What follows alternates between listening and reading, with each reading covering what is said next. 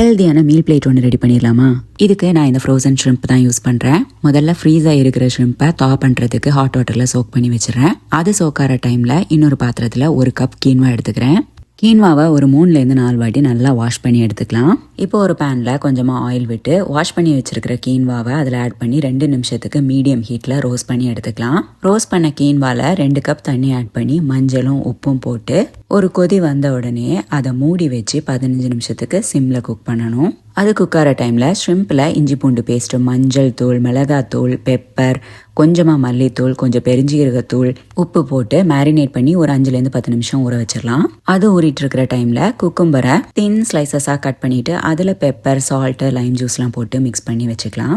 இப்போ இந்த ஷ்ரிம்பை ஒரு பேனில் கொஞ்சமாக ஆயில் விட்டு ஷாலோ ஃப்ரை பண்ணி எடுத்துக்கலாம். அதுக்குள்ளே கீன்வாவும் கரெக்டான பதத்துக்கு தண்ணியே இல்லாமல் நல்லா உதிரியாக ரெடி ஆயிடுச்சு. இப்போ இதை ஒரு ஃபோர்க்கால கிளறி விட்டுட்டு கேஸ் ஆஃப் பண்ணி ஒரு 2 நிமிஷம் மூடி வச்சுட்டு அதுக்கப்புறம் சர்வ் பண்ணோன்னா சூப்பராக இருக்கும்.